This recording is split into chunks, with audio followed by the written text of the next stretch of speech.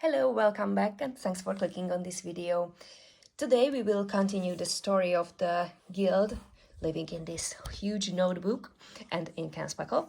So they had a huge challenge moving through almost the whole world because Norindaal has two main continents and Dorantia is the capital city of the other main continent. So they had to travel a lot. As you could see, they started to travel on the 117th and arrived on the 144th. So it was weeks to arrive to the place where they could catch up with Finocha and Finocha's men, and it was a very, very good and interesting story about the thieves living in the underworld of the city. And if you think that, oh, okay, it has a pre-made map, I can understand the rules by reading only once, and okay, let's start play.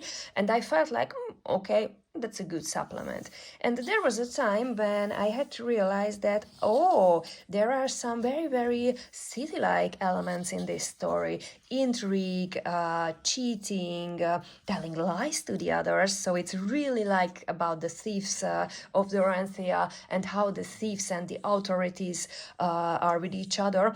And it is a pre-made story with a pre-made map, and you can see different codings, so it has a meaning. If you have the supplement, you can play it and you can understand what these signs instead of the room numbers are meaning.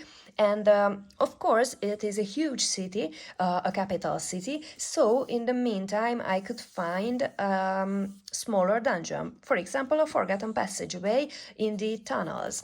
It was just a short dungeon, just 10 rooms. The interesting thing is that some of the supplements, and I'm not sure which of the supplements was when the writers were introduced it, but some supplements have narrow corridors. And this is what you look like, what you can look here.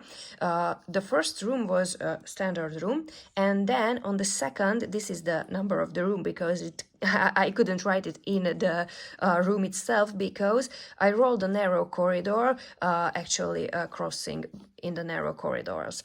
So it has some special rules, not so much to learn, but made it more exciting to discover these 10 rooms of the Forgotten Passageway. So I played the Thieves of Dorantia and I really, really liked how the story went.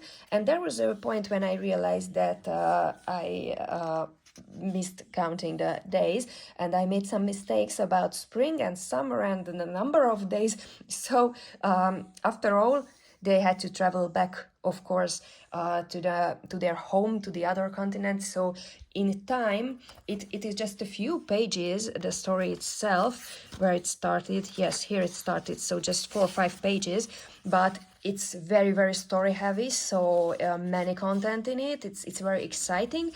And in time, it was more than a month, almost 2 months, because of the traveling time to Dorantia and home. In the meantime, those who were at home discovered a village. And we had many questions on Facebook about how to build a town, how to build a village, how to build a city environment. And there is a supplement which soon, we hope that soon will be available for us because as far as I know, it's in proofreading state. In the meantime, we can use some already available supplements. For example, the Uncharted Settlement in one of the lanterns. I think it's on the second, but I'm not sure. You can check the content of the lanterns before buying it, so it in the sample files you can see the content. Look for the Uncharted Settlement campaign, and I know that it is the last campaign in the last pages of that lantern. So in the content table, it can be the last line. In this Uncharted Settlement rule set, you can roll for the size of the settlement. I knew that I just want to try this building rules, and I wanted to play only a village. So I've chosen the smallest version, but you can roll a capital city. And After rolling the type of the settlement, you can roll how big is it. A village, as far as I remember, is d6 plus 3 or 4, so very few sectors. And I gave a name to the village, which was Sarton village. How they found it. It was interesting. When they were in the hills clearing the caverns of chaos, they discovered an uncharted settlement by the road leading east. It looked like a small village, just a few streets. And one team went and discovered and explored what's there. So after rolling the size and the type of the settlement, we can roll for the authority. You will have the rank of the authority based on the size of the settlement. So for example, a village have a village chief, but what is the story of them and the village, you can roll for it. So, for example, the village chief in this case was a warmonger, and they have another rival settlement. So, I can have no hirelings, I can find no craftsmen in this village because they are conscripted. So it is an interesting setup, and you have many different setups based on the roles just with these uncharted settlements. And as we were in a war with a rival settlement, I rolled for defense and what are the advantages or disadvantages based on the role for a siege situation. So this is how I mapped the village. I chosen to point 3 times 3 squares, 3 times 3 sectors. I just put it very small dots in the corners of the 3 times 3 sectors, and you couldn't even see it because I drawed it over. So I rolled first for the first sector, 3 times 3, and I did it in a not the official way, because first you roll and you don't have to lay out this detailed map, because originally what is contained in the supplement, in the lantern, is a page with bigger squares, so it's like a 3 times 3 square, and the suggestion is just put the number in it or put directly what's in there, just write it to the square. But we already have some glimpse of the city supplement, the treacherous and troublesome towns, if I remember correctly the name of it.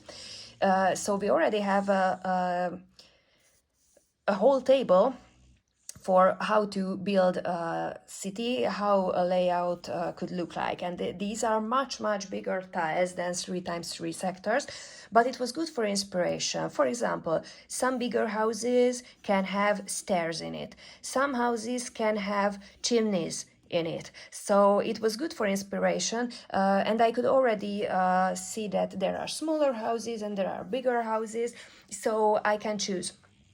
And how I played it, I first rolled for the content, and based on the content, I chose how to draw that sector 3 times 3. So, for example, the first roll was Guild of Mercenaries. Okay, they are conscripted, I cannot do anything with the Guild of Mercenaries of Sarton Village, but I knew that, okay, I need one huge building, and that's all. And I didn't want to add smaller buildings around it. I just put this here. The other squares were empty, and I later added the trees, added the field, and added the roads leading in and out to the village.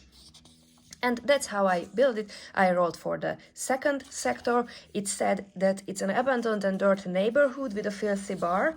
So I added more houses, as it is an abandoned neighborhood, and maybe this can be the filthy bar. It doesn't really matter which houses but have the main content of the sector.